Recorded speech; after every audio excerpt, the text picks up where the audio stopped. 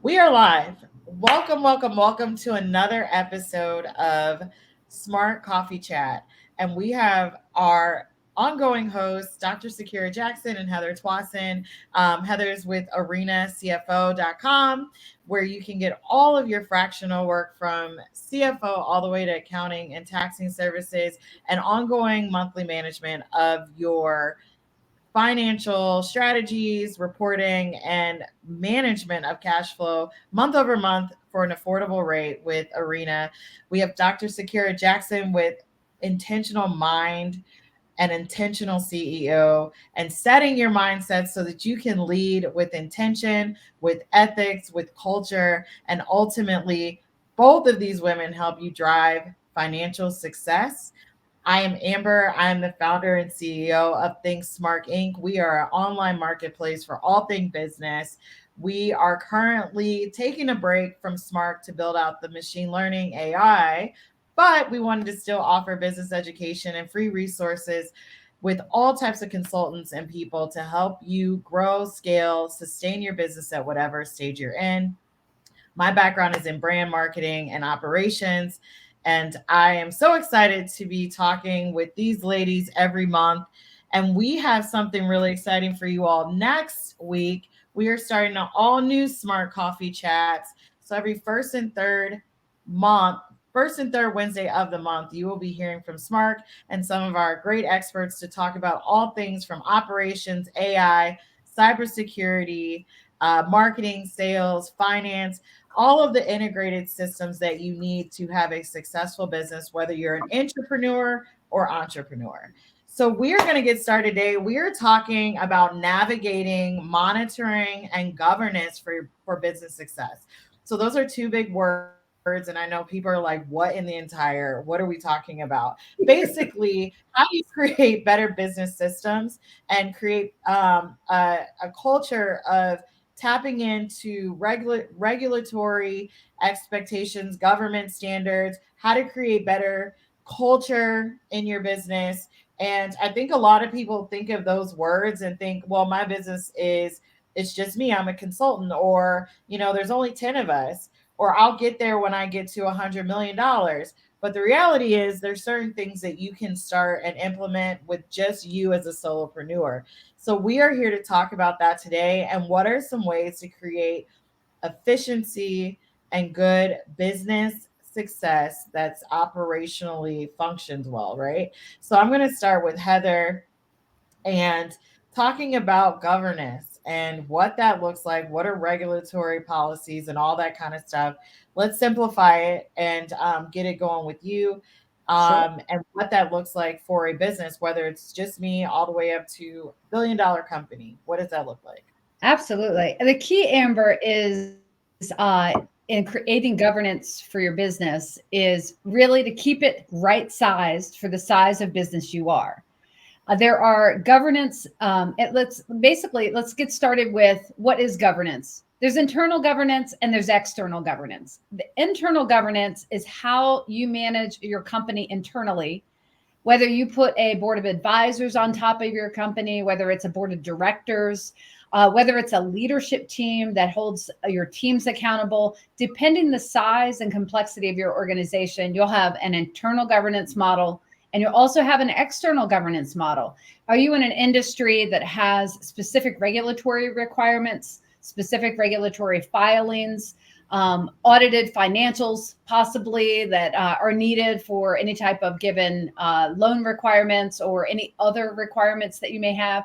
There are many different types of governance needs and reasons why you put it in place, but to understand the reason why is critical, and to right size it for your business is certainly the first thing you should think about as you implement governance and monitoring for your business. I love that. I love that she said the right size for your business because what happens to a lot of small businesses is they over regulate. So they put too many processes in, too many procedures, and what we call a paranoid culture. So they, what do they call it? The helicopter mom, where you're like over everything, and if you don't have your finger in every pie, then nothing gets done because there's too many rules, too many processes, too many procedures. And so you can have over governance or you can have under. And you have to be sure that you're paying attention to your business in a way that says, I'm monitoring the process procedures and the rules and regulations that apply to my business, but I don't get so scared and so paranoid that I put all of these rules and regulations in place that I can't control my business. I think that's a really good point too, because I think sometimes we think that from a legal standpoint that there's so many things that could really get us in trouble. Like if we don't get this done, and you learn very quickly the longer you're in business that the system is really built around business and entrepreneurship, and some of the things you think are just going to be like, oh my God, doomsday, it's really not as big of a deal. Like when it comes to the government or, someone, I think one of my clients had paid this huge tax bill and then they didn't have any cash, right? Like from the IRS. And I'm like, you do know you can set up a payment plan with the IRS. But a lot of times they don't know that. And they were like, what? And I'm like, yeah, it's just like a bill like anything else. They just want you to pay, So can you talk a little bit about, I would say there's two parts to this. That's a mindset thing, right? Because then it taps into something of like, I got to pay this like now, which is probably more of a civilian mindset versus an entrepreneur. And then Heather, for you, it's like a cash flow strategy, right? Mm-hmm. So can you talk about when it comes to the government, IRS, certain bills that we think need to get paid like immediately? Can you talk about some strategies that people can implement to kind of review before they write that check or pay something immediately or freak out? And on the other side, Dr. Sakira, what does that look like with freaking out and how to get your mind shifted to think a little bit different about it? Which one you want to start first? Oh, Heather, go ahead. Heather, go, and then, sure. Alley-oop it, Dr. Sakira. Okay. Yeah. If you have an outstanding tax bill specifically, and you do not have the funds for it, or it's going to cash drain your business, the key is communication and letting the recipient of the payment know that you can only make partial payment and what are the possibilities for a payment plan. I think to your point, Amber, it's important that they know payment is coming and that you're showing up as a responsible principal of your business. And that's a critical element in anything that is, a large payment possibly to the IRS or even a state government that you might have that you don't have the funds for or will cash drain your business. Getting a consultant to help you or someone that's been through it before, like a mentor, is critical. And a lot of times you can get this for free. This is just advice that people want entrepreneurs to succeed. That is kind of the fuel of innovation in this country. And it is something that the SBA is there for you. There are multiple resources for you under the SBA. There's mentorship, like Amber, you mentor a lot of businesses. Dr. Sakira, you do the same. Our company does the same. You can get that in a free or paid way. And I just recommend everyone have a mentor or a coach or a advisor to help them through any type of, past due payments, late payments, large payments that might be coming in. There are also cash flow strategies that you can put into place to manage your ongoing cash flow to enable you to make a large payment if that's what you desire to do. And understanding the pros and cons of that is what's important for you to understand as a leader. And then making sure you communicate your desired intention to the person that you owe money to.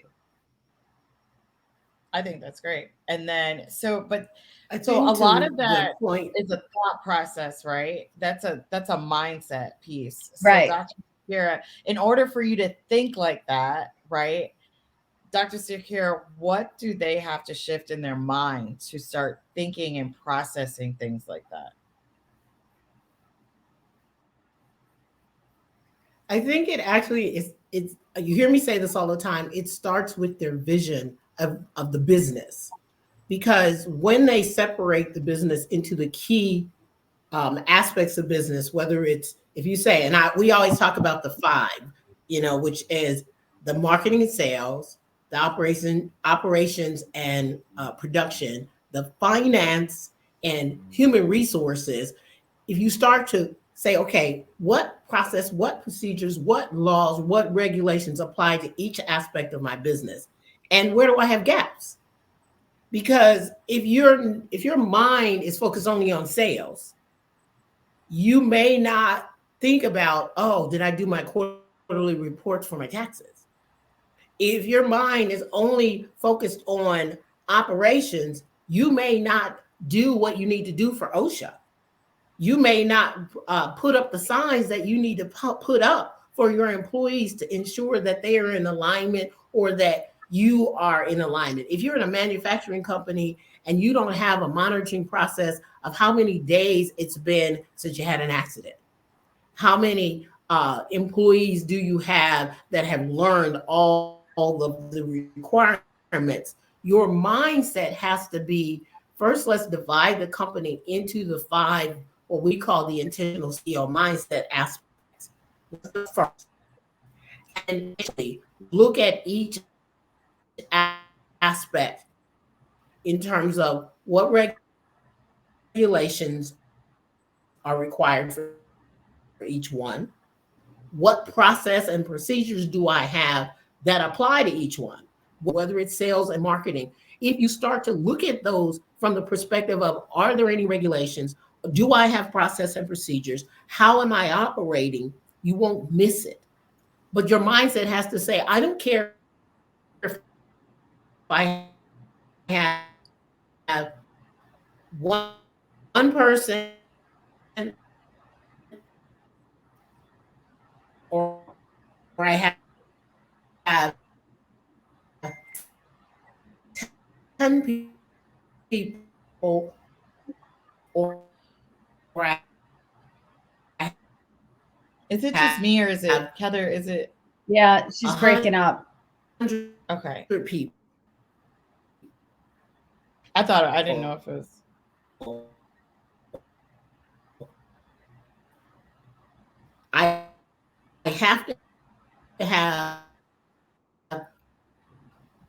those and build some from it.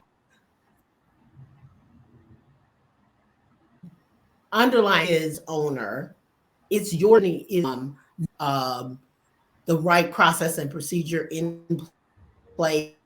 Because if you as the business owner don't.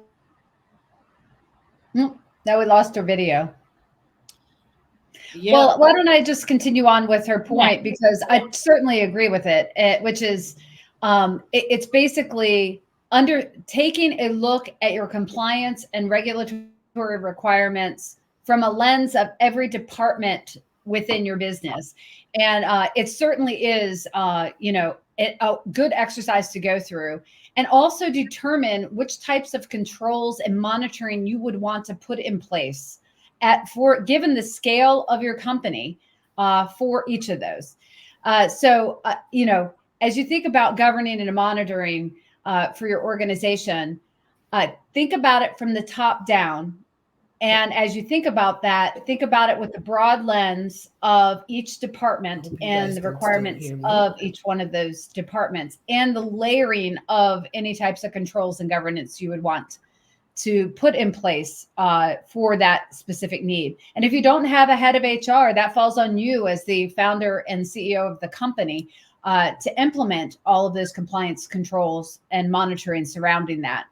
I do often see a lot of businesses get into trouble. And when I see this is when they build this from the bottom up, meaning, for instance, here's a good example.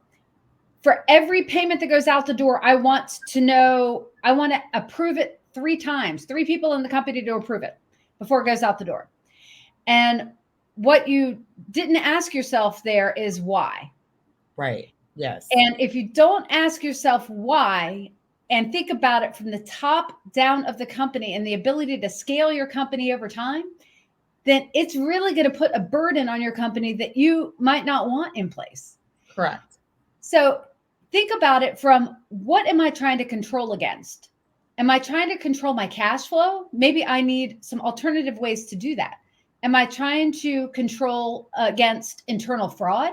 Maybe I need other ways and like background screenings when I hire someone to put in place so that I can enable my team to perform. Because if you're just adding layers of your team in place just to add additional approval steps, that's just adding additional burden financially and operationally to your business. So Well, and it really think becomes about the why. micromanaging. Yeah, it's like it creates like a anxious, which Dr. Sakira was saying, like a paranoid Mhm. environment. And that's nobody wants to work like that.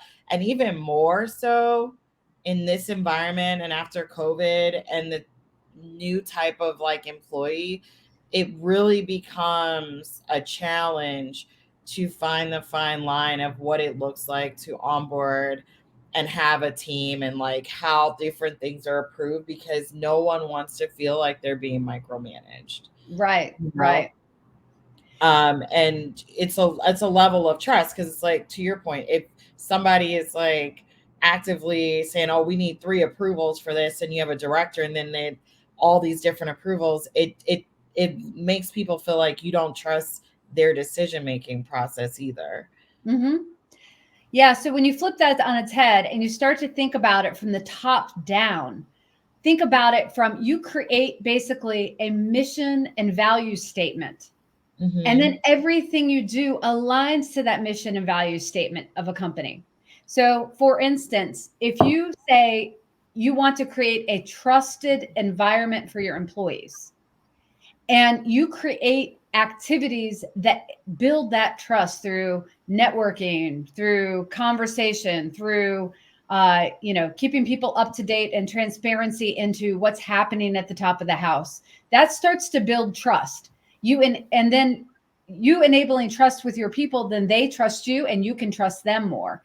So it is a little ambiguous. It's not as concrete as putting a control in place, but it will enable you to grow at the scale you want to grow at the pace of governance over top of that you want to put in place. So I just warn against a bottoms up approach to controlling everything and thinking about it more of a tops down from a missions and ethical statement that you run your business by.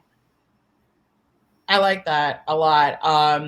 And I think sometimes we think financially with regulatory statements or like how do we govern like the financial piece, but there are also things like within the marketing and branding aspect that you need to be very mindful of, especially if you have partners or you have an idea, like thinking about like licensing if you're working with creating ads. Or I'll give you a perfect example. We're partnering with one of my clients for a Lululemon event, and we're doing like a Grey's Anatomy trivia night. And so we're partnering with them, right? And you think, oh, it's easy, it's Grey's Anatomy, right? Like no big deal. Like, but if we show a clip of Grey's Anatomy at Lululemon, we have to pay for a license to Oh be able man. to do that.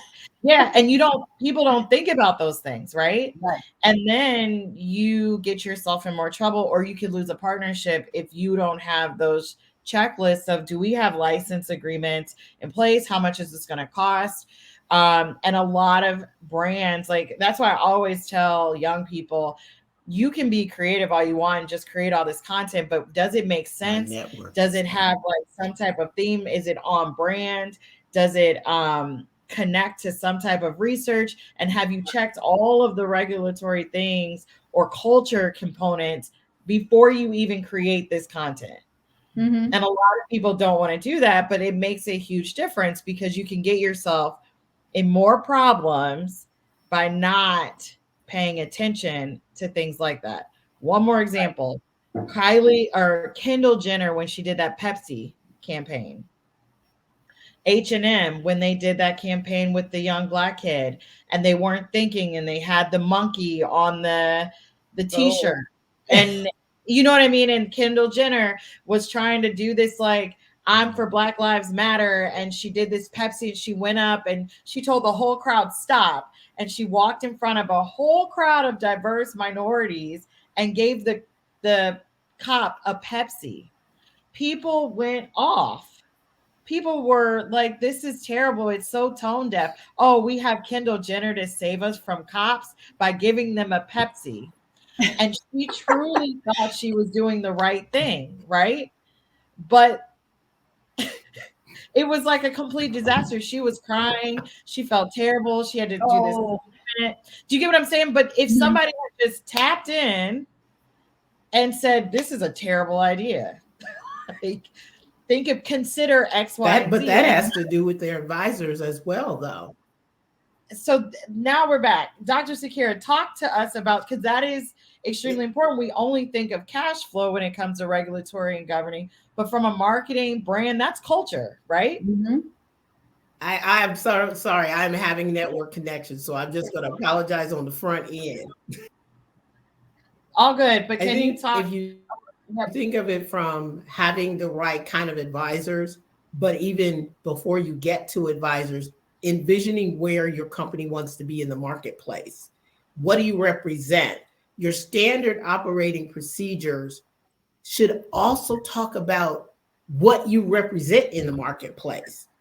Because when you start to talk about your visions, your values, and your purpose, as Heather was speaking to, it starts to determine what you will and won't do in your advertising, in your marketing, in the kind of clients you serve, in the value that you bring to the marketplace. If you haven't determined who is a good client for you and who isn't, it will determine what your culture looks like. If you start hiring people whose values don't align with what you want to represent in the marketplace, and they're out in the marketplace doing things that don't align with the vision, then you may have a problem down the line with how you operate. Well, and then it's also a matter of Will tapping do in, how you especially will. when you're on the sales, marketing, product side, tapping in a little bit, because trends change and things, there's a lot of current events. And to your point, having like a very standard structure around ethics and culture, if like our culture is, we are always conscientious of people and how we impact the world with our brand at Pepsi, right? So when there is something like a Black Lives Matter movement or an issue that comes up, you all are making the decision to intentionally hire, if you don't have internally someone that's in DEI or an activist group that can tap in for social impact, because it's not just about driving sales. Like, what is that customer? What is your customer? And in the end user, how will it impact them? How will it socially impact your brand when you're creating certain um, advertising content messaging around your products? And it Right. might look very different just depending on the date and time and the trends that are happening in real time.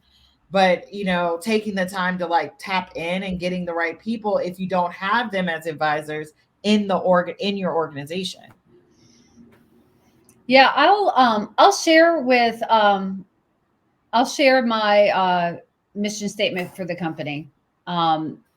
It is building trust, confidence, and competence. So Yes, everything I do is aligned to those three words. And if it's not aligned, we say, why are we doing it?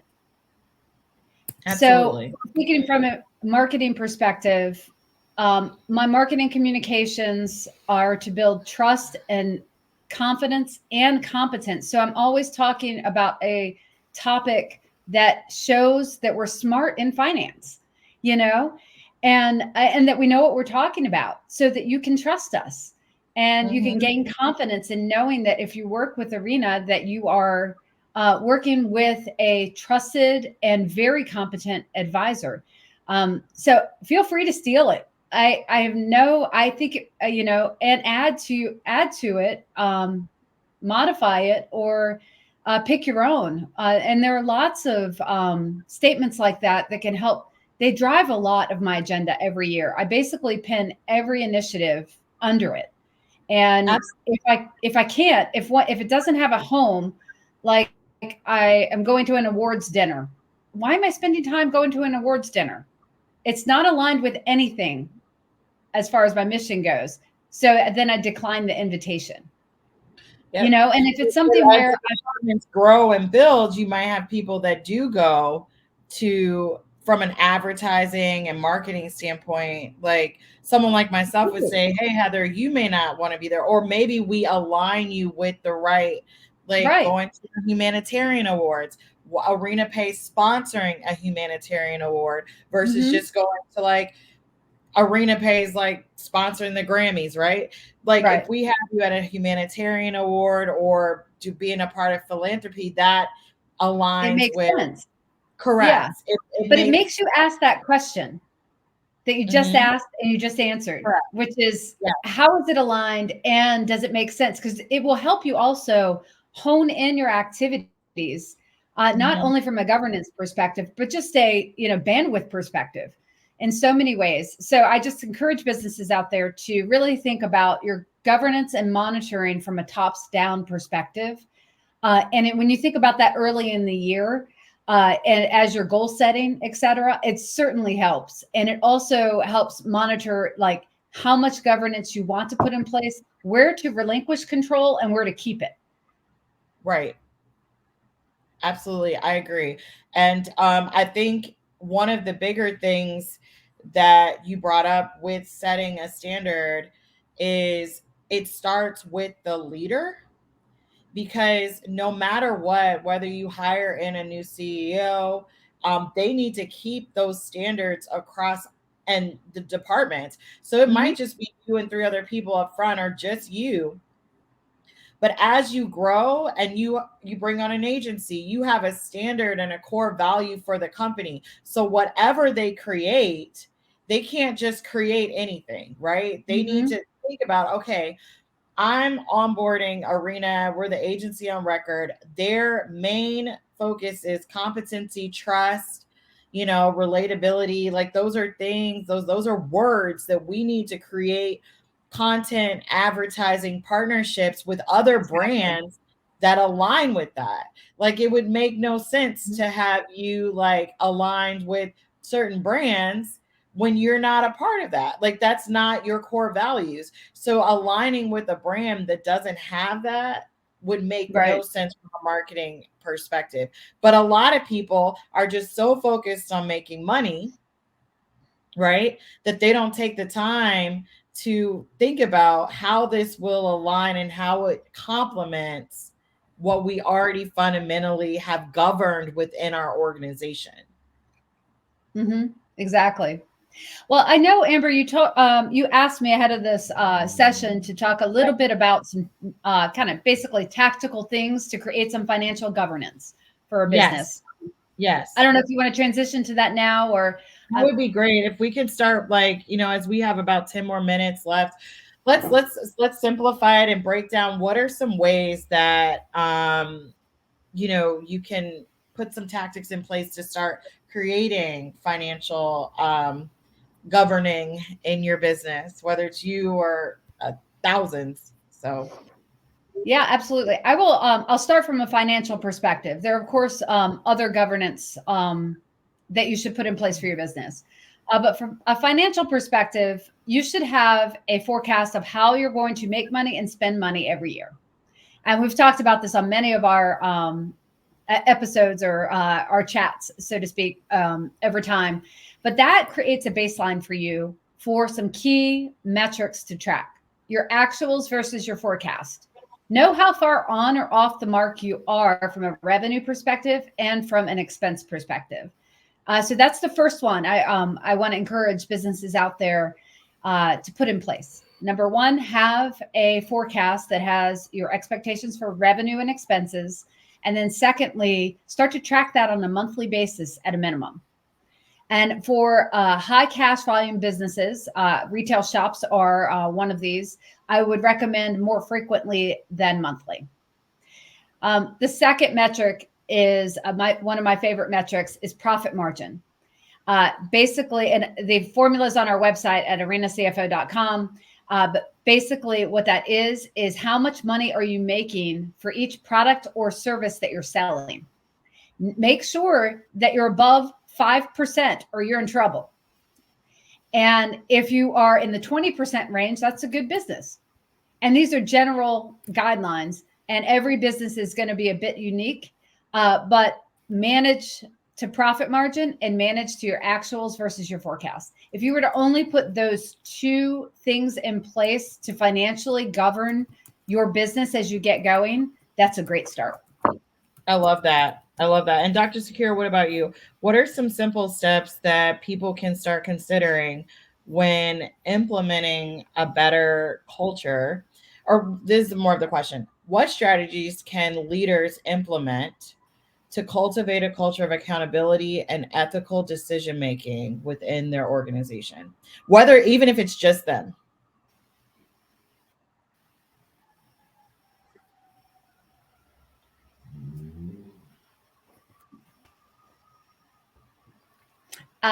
Amber, I think she's. Well, Is she there? There you go. I think she's frozen. I don't think I'm she's here, but it's going to go out again. My network is going to go out Okay. again. So it's just unstable. I apologize, you guys. I can't do anything. So I'm going to say, if you want to put a culture of ethics and value and vision in place, first start with your vision. Identify what you value most, what values you want for your company, and then hire for those values. So you have people who are aligning with those value systems. And to Heather's point, look at your values when you're partnering with people. You'll grow your business with partnerships, but not if you pick the wrong partnerships. Take the 5 aspects of your business that I talked about, which is sales and marketing, operations and production, finance, people, and then mindset, and identify if there's any particular regulatory or laws that you need to align with, especially when it comes to accounting and finance, because if you miss some dates on your taxes or you miss some specific incorporating types of things that you didn't do, making the decisions, even as simple as going from a corporation or an LLC to an S corporation, looking at those to align with your business and where you're taking your business. When it comes to your culture, determining whether you actually have a good structure for promotion for your people, making sure that you put in place strong job contracts, job descriptions that identify places for people to grow, so that your culture is one of growth and people have that as an expectation. Set up monitoring programs that allow for feedback, so that when the people are working towards your vision, you can check to see if you're in alignment with it. And if it's not, if you can course correct. Then make sure that you have operating procedures. I literally just was working with a client who doesn't have standard operating procedures, been in business for 10 years, is very, very successful, and now starting to see the business have problems because there are no repeatable standard operating procedures that they have in place. So making sure that you put those in place. How do we do the things that we do that provide value to our customers? These have to be measured, monitored, and managed so that you don't miss a law that you're supposed to be in alignment with. You don't miss a regulation that you should be in alignment with.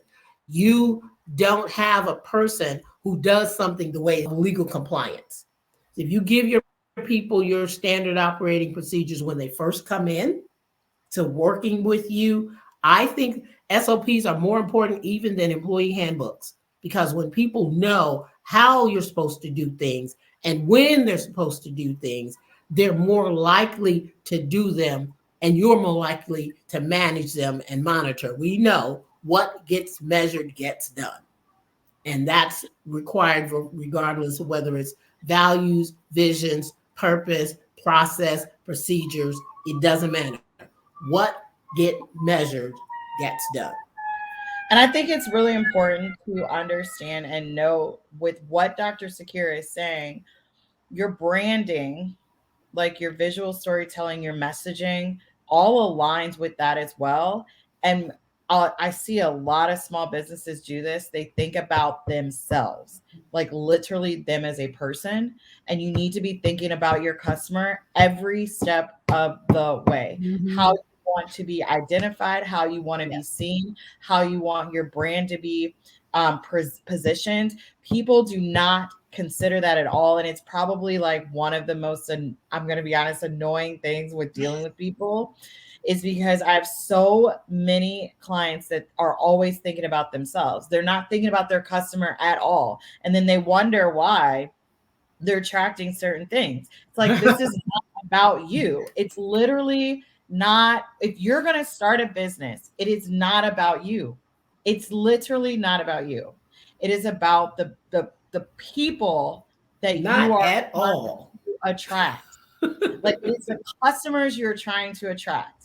And I am going to give you two examples of brands that there is an emotional connection from beginning to end of customer success from the brand itself and the visuals and the messaging they have presented all the way down to their internal processes, because everything from brand to process makes a difference with your customer journey and success.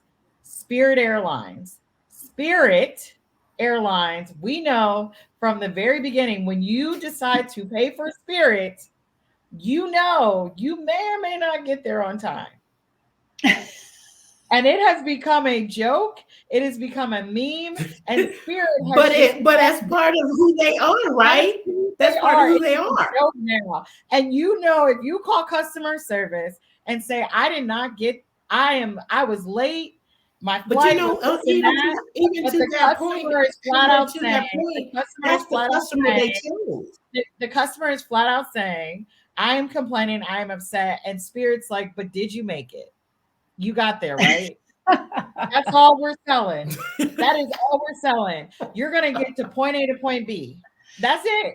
We ain't worried about all that other stuff. And you just have to pay more if you want to have a fun experience, right?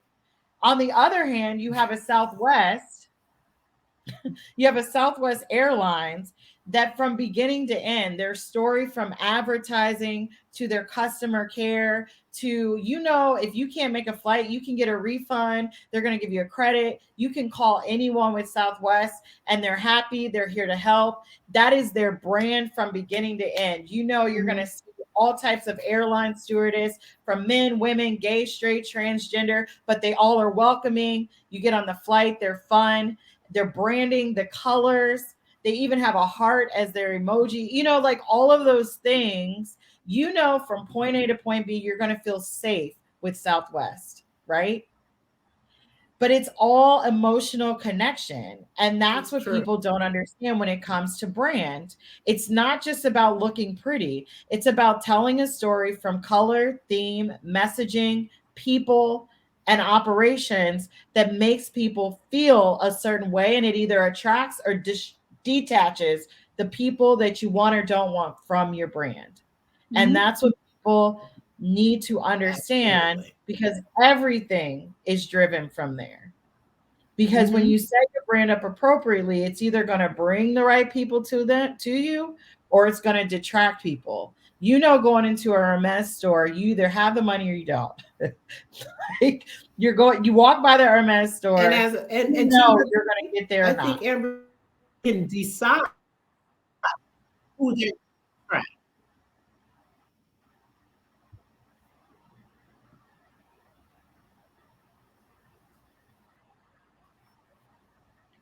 I can't. We can't hear you. We can't hear you, Dr. Sakira. I was saying, to your point, Amber, I think even in that, this owner could make a decision to attract a specific type of client based on the problem they solve. So if Absolutely. That's the whole people who point. Southwest gets are not the people who Spirit gets No, based on the problem that they solve. absolutely. But it's Yeah. absolutely it's really funny because when you look at like the airlines, I So use the that's an airlines actual whether they want absolutely. to attract.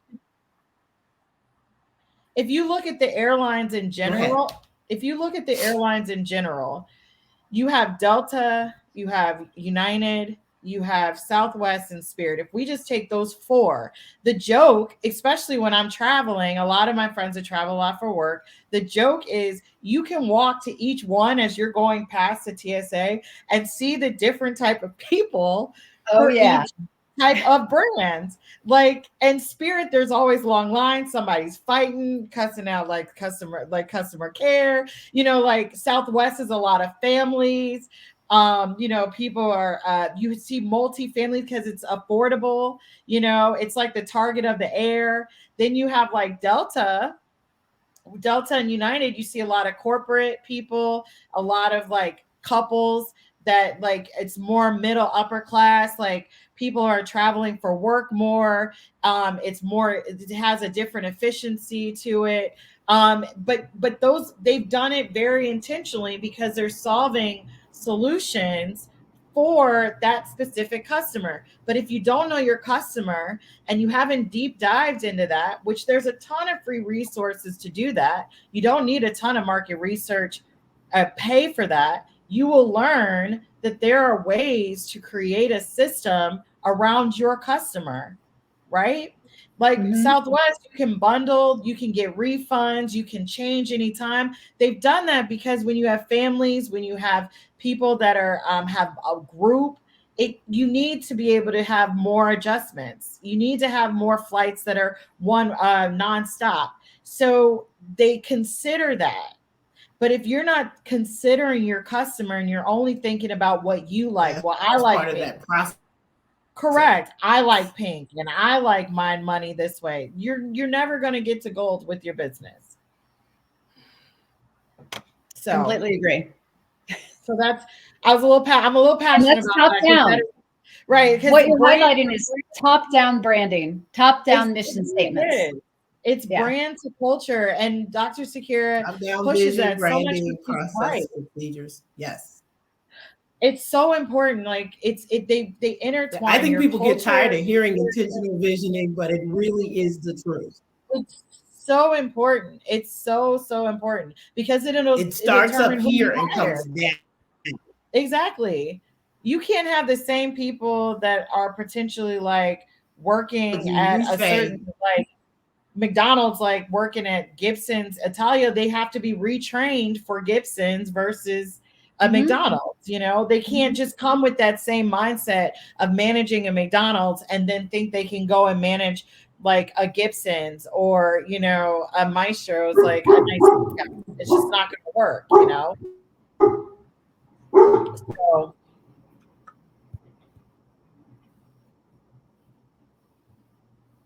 oops. But anyway, so we've been having some technical difficulties this time, but I think this was a great conversation. I think the big I think takeaways, the best word that I have says that the fish rots from the head.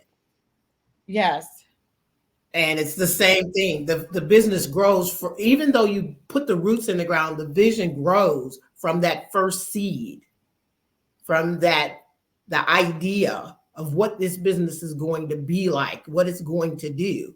And to your point, Amber, when we look at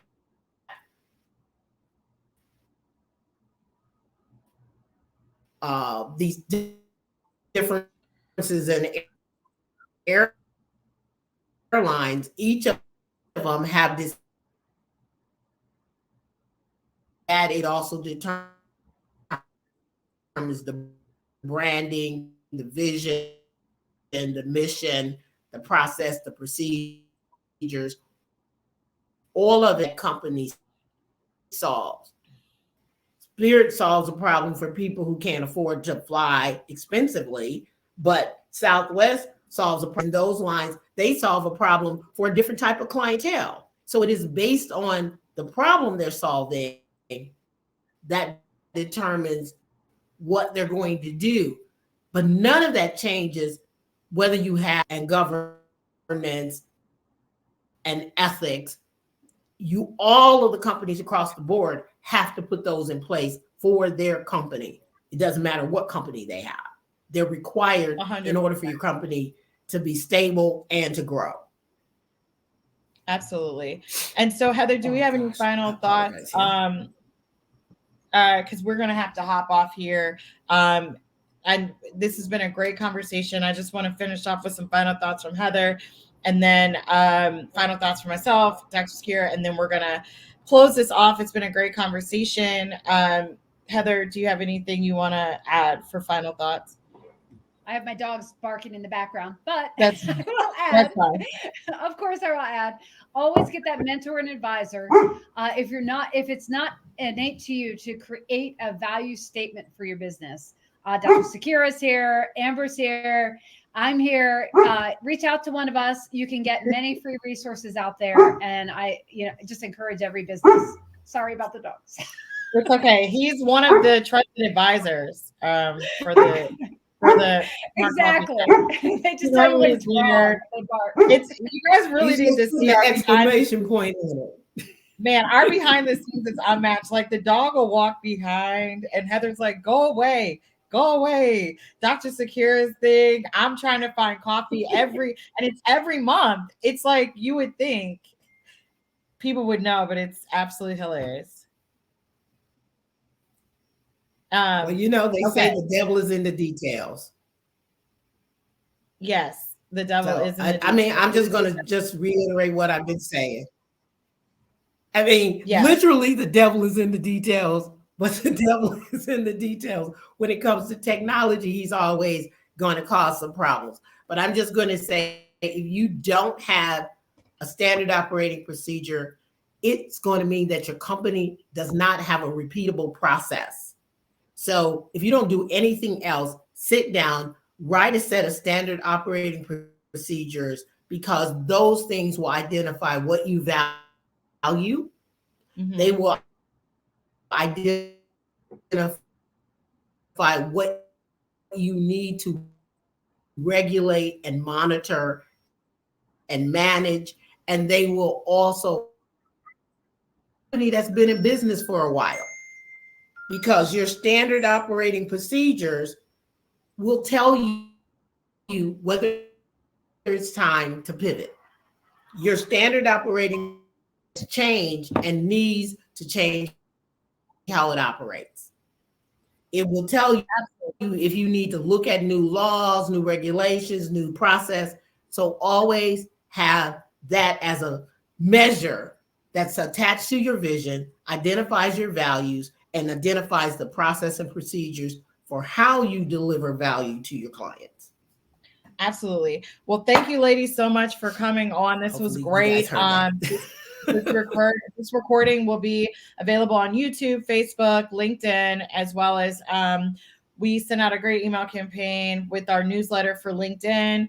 The questions that we talked about will actually be available on our LinkedIn newsletter that will be going out. So you can subscribe to the SMARK newsletter to get all the information we talked about with links to both of these ladies' websites and information. And as always, think about your customer first. I always push that. Your customer is so important, and understanding your customer will ultimately drive money, success, and clarity in your business. I'm Amber. It's Heather, Dr. Sakira, and we will talk to you all next month. And next week, we have a whole new lineup of consultants to talk AI ops, sales, and customer success. So we will talk to you all next week, and have a wonderful Wednesday and happy hump day.